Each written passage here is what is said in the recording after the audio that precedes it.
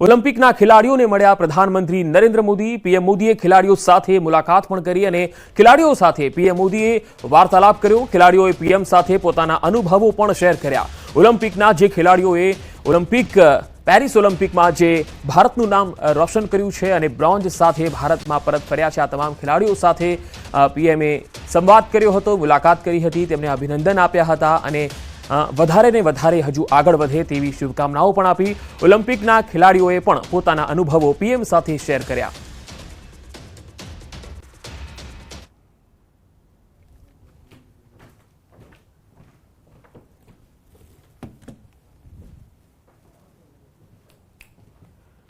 તો ખેલાડીઓએ પીએમ સાથે પોતાના અનુભવો શેર કર્યા હતા। આ તમામ ખેલાડીઓએ પેરિસ ઓલિમ્પિકમાં ભારતનું નામ રોશન કર્યું છે અને બ્રોન્ઝ જીત્યા છે, કોઈ સિલ્વર મેડલ જીત્યા છે।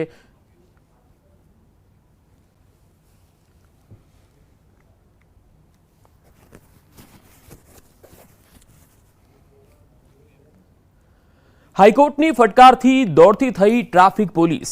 22 જુલાઈથી 12 ઓગસ્ટમાં વાહન ચાલકો સામે કાર્યવાહી કરવામાં આવી। સુરત અને વડોદરા કરતા અમદાવાદમાં વધુ કેસ નોંધાયા છે।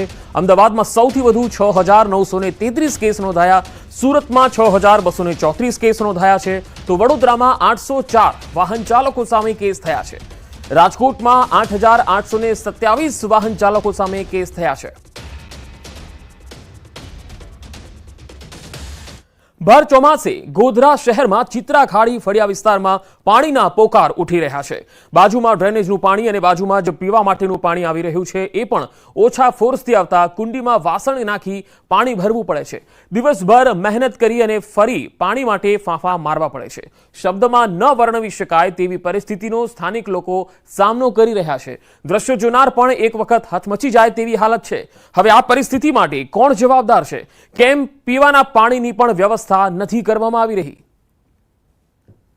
તેના ચિત્રા ખાડી ફળિયા વિસ્તારમાં છેલ્લા કેટલાક દિવસોથી સ્થાનિકો છે નરકાગાર સ્થિતિમાં જીવી રહ્યા છે અને વારંવાર જે અંગેની રજૂઆતો કરવામાં આવ્યા પછી પણ પરિણામ નથી મળતું। ન્યૂઝ 18 ગુજરાતી દ્વારા આ સમગ્ર જે આપવીતી છે સ્થાનિકોની તેને વર્ણવવામાં આવી હતી। તેના બાદ તંત્ર દોડતું થયું હતું। સાથે સાથે એક ઉદ્યોગપતિ છે તે પણ અહીંના સ્થાનિકોની વારે આવી પહોંચ્યા હતા। હું આપને દ્રશ્યો બતાવીશ।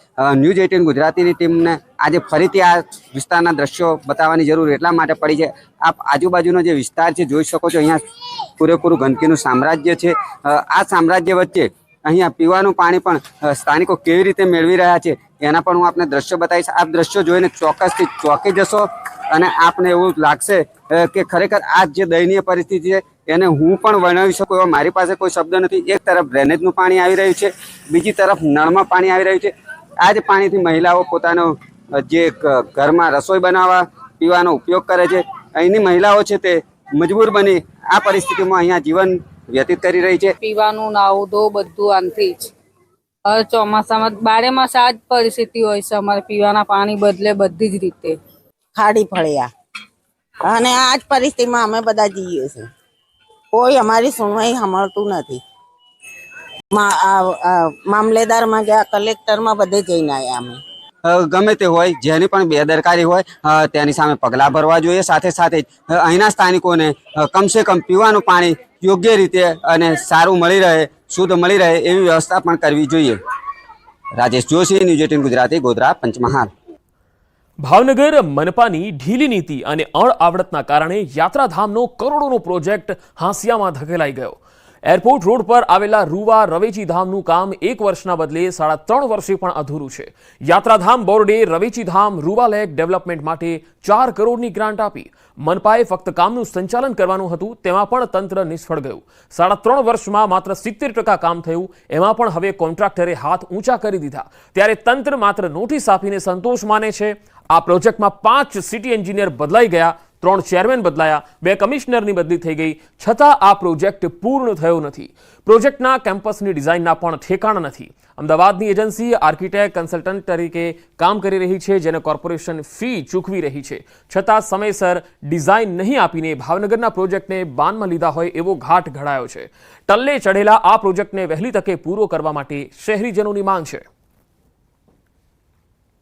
70% કામ પૂરું થઈ ગયું છે, બાકીનું 30% કામ છે કે ભાઈ આગળનું લેન્ડસ્કેપિંગ, દરવાજો એ બધું બાકી છે, ગ્રીલ છે એ બાકી છે, પેવિંગ બ્લોક બાકી છે, બાકીના કામો પૂર્ણ થયા છે અને આના માટે છેલ્લે કોન્ટ્રાક્ટરને બહુ કડક ભાષામાં નોટિસ આપવામાં આવી છે.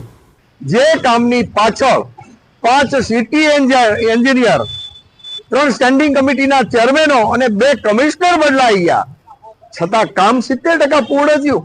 30% હજી પૂરું નથી થયું. 2 વર્ષ પહેલા સમય મર્યાદા પૂર્ણ થઈ, છતાં કામ નહીં. કેમ ભાઈ એજન્સીને બ્લેકલિસ્ટમાં નથી મૂકતા? સ્પષ્ટપણે મને એવું લાગે છે કે બધાય ધીમે ધીમે પોતાનો માલ મલાઈ ખાવા માંડ્યા, એટલે કોઈ બોલી શકતું નથી. તંત્ર અને મારા લેવલે, કમિશનર અને મારા લેવલે એજન્સી સાથે લગભગ 4 થી 5 વખત મીટિંગ પણ કરવામાં આવી છે.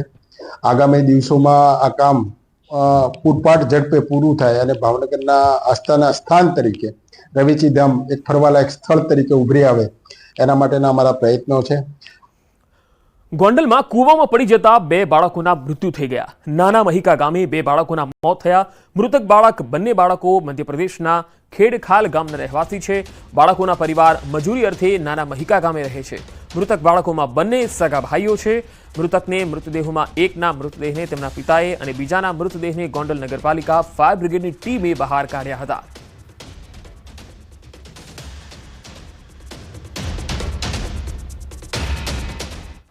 બનાસકાંઠામાં આવેલ ભારત પાકિસ્તાન નડાબેટ બોર્ડર પર સ્વતંત્રતા પર્વની ઉજવણી કરાઈ. બીએસએફના જવાનોએ ધ્વજવંદન કરીને તિરંગાને સલામી આપી અને સાથે જ સાંસ્કૃતિક કાર્યક્રમ પણ અહીંયા યોજાયો હતો. કાર અને બાઇક રેલી સહિતના અલગ અલગ કાર્યક્રમોનું આયોજન કરવામાં આવ્યું.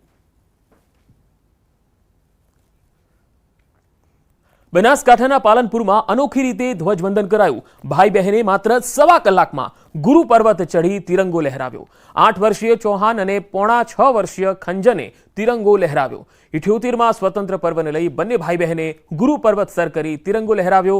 નાની ઉંમરે બંને ભાઈ બહેને પર્વત સર કરી સ્વતંત્રતા પર્વની પ્રકૃતિના સાનિધ્યમાં ઉજવણી કરી. જલોત્રા નજીક આવેલા 2612 ફૂટની ઊંચાઈ ધરાવતો ગુરુ પર્વત, એના ઉપર ચઢી તિરંગો લહેરાવ્યો.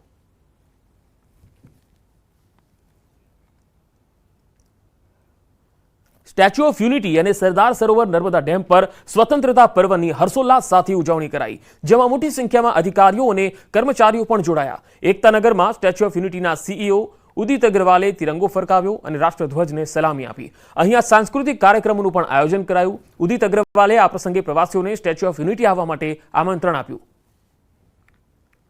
इस समय स्टैच्यू ऑफ यूनिटी एरिया के अंदर बहुत ही सुंदर वातावरण हो रखा है. हमारे डैम के हमने गेट्स खोले हुए हैं, जिससे कि डैम जो पानी का ओवरफ्लो है वो भी लोगों को देखेगा, बहुत अच्छा लगेगा देखने में. थोड़े ही समय में हमारे यहाँ पर बोटिंग एक्टिविटीज भी फिर से शुरू हो जाएंगी. रिपेयर वर्क जो था वो हो चुका है.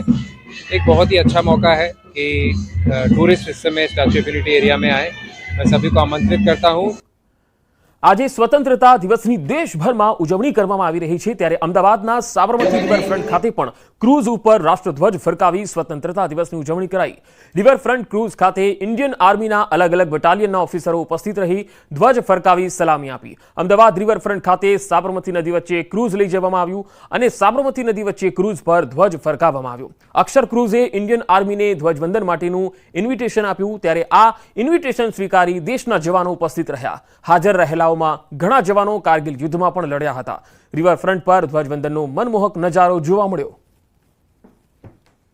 આપણે જે બધું છીએ અહીંયા આટલી ભારત દેશ આગળ વધી રહ્યો છે ઇન્ડિયન આર્મીના લીધે છે, તો અમે એમને ઇન્વાઇટ કર્યા હતા. એમના હાથે મેજર જોશીકર હોય છે, એમના હાથે આપણે ફ્લેગ હોસ્ટિંગ કરાવવાનું નક્કી કર્યું હતું અને એમણે આપણું પ્રપોઝલ એક્સેપ્ટ કર્યું અને ઉદ્દેશ કર્યો, તો એ લોકો એટલા ખુશ થયા છે. એમણે સમગ્ર દેશમાં 78માં સ્વાતંત્ર્ય દિવસની ઉજવણી કરવામાં આવી રહી છે, ત્યારે અમદાવાદમાં ગુજરાત કોંગ્રેસ દ્વારા આઝાદીના પર્વની ઉજવણી કરવામાં આવી હતી. ગુજરાત કોંગ્રેસ પ્રમુખ શક્તિસિંહ ગોહિલ સહિતના નેતાઓ ઉપસ્થિત રહ્યા. ત્યારે શક્તિસિંહ ગોહિલે સ્વતંત્રતા દિવસની શુભકામના આપી અને જણાવ્યું કે આપણા માટે સૌથી મોટો અને રાષ્ટ્રીય તહેવાર એટલે સ્વાતંત્ર્ય પર્વ.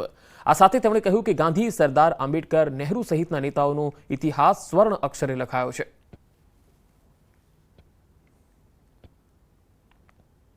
અંગ્રેજોની લાઠી ગોલી સામે જેમણે આઝાદી માટે લડાઈ લડી એવા સૌને સ્મરણાંજલિ અર્પણ કરું છું. અનેક વીરગતિને પામ્યા, અનેક વ્યક્તિઓએ અનેક યાતનાઓ ભોગવી આ તમામ વ્યક્તિઓને નમન કરું છું. આઝાદીના પર્વની સૌરાષ્ટ્રમાં હર્ષોલ્લાસ સાથે ઉજવણી કરવામાં આવી. ગોંડલમાં 100થી વધુ ખેલૈયાઓ રાષ્ટ્રધ્વજ સાથે ગરબા રમ્યા. તિરંગા સાથે દાંડિયા રાસ રમીને સ્વતંત્રતા પર્વની ઉજવણી કરી. 6 થી લઈને 57 વર્ષના ખેલૈયાઓ દેશભક્તિની થીમ પર ગરબા રમ્યા. સુંદર નજારો ડ્રોન કેમેરામાં કેદ થયો.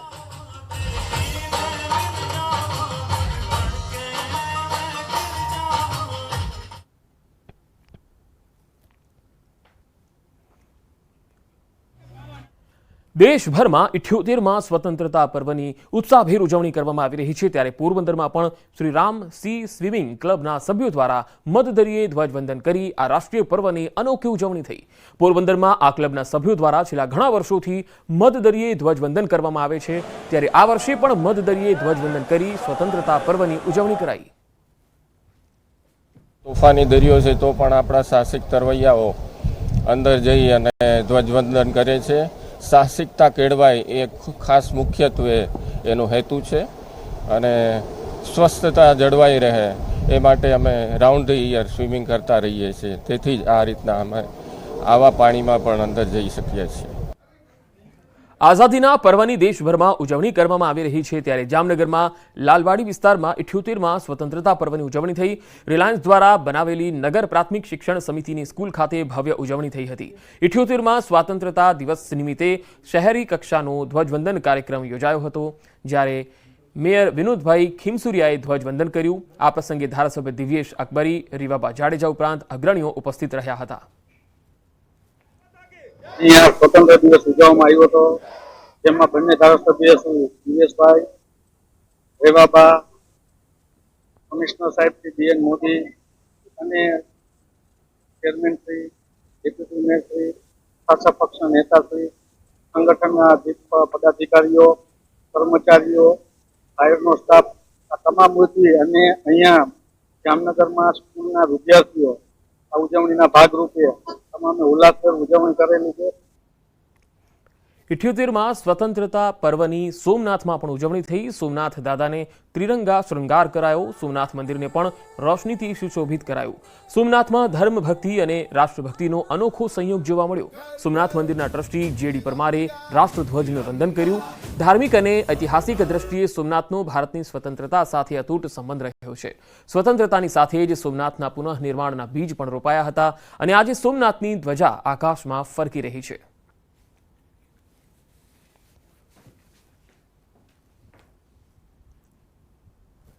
સોમનાથમાં મોટી સંખ્યામાં પોલીસના જવાનો પણ ઉપસ્થિત રહ્યા હતા અને તિરંગો લહેરાવી અને તિરંગાને સલામી પણ આપી હતી. પાટણના સાંતલપુર તાલુકાની લખાપુરા પ્રાથમિક શાળામાં બાલ સાંસદ ચૂંટણીનું આયોજન કરાયું. બાળકોને ગમ્મત સાથે લોકશાહીનું જ્ઞાન પીરસવાનો અનોખો પ્રયત્ન થયો. બાલ સાંસદ ચૂંટણીમાં 8 બાળકો ઉમેદવાર બન્યા અને તેમને અલગ અલગ ચૂંટણી ચિહ્ન પણ આપવામાં આવ્યા. શાળામાં બાલ સાંસદ ચૂંટણીમાં ચૂંટણીલક્ષી તમામ સુવિધાઓ ઉપલબ્ધ કરાઈ. ઉમેદવાર, એજન્ટ, પોલિંગ સ્ટાફ, ચૂંટણી અધિકારી, પોલીસ સ્ટાફ સહિત તમામ પાત્ર બાળકોએ અહીંયા ભજવ્યા હતા. વોટ માટે ડિજિટલ ઈવીએમ એપનો પણ ઉપયોગ કરી તેમાં મતદાન પણ કરાયું. મતદાન બાદ વિજેતા ઉમેદવારો પણ જાહેર કરાયા. આમ બાળકોને લોકશાહીની ચૂંટણી પ્રક્રિયા અંગે માહિતી અપાઈ. તો બીજી તરફ આઝાદીના પર્વની ઉજવણી દ્વારકામાં અનોખી રીતે કરાઈ. બરડાના ડુંગરમાં તિરંગો લહેરાવાયો. દ્વારકા પોલીસના જવાનોએ પ્રકૃતિની ગોદમાં ઊંચે ડુંગર પર તિરંગો લહેરાવ્યો હતો. બરડા ડુંગર વિસ્તારના નેસના માલધારીઓ અને પોલીસ જવાનોએ સાથે મળીને તિરંગા યાત્રા યોજી. બરડા ડુંગરની કઠિન કેડીઓને પાર કરી 2090 ફૂટની ઊંચાઈએ આભાપરા ટેકરી પર તિરંગો લહેરાવ્યો. મુખ્યમંત્રી ભૂપેન્દ્ર પટેલે પણ આ અભિયાનની ટ્વીટ કરી સરાહના કરી હતી.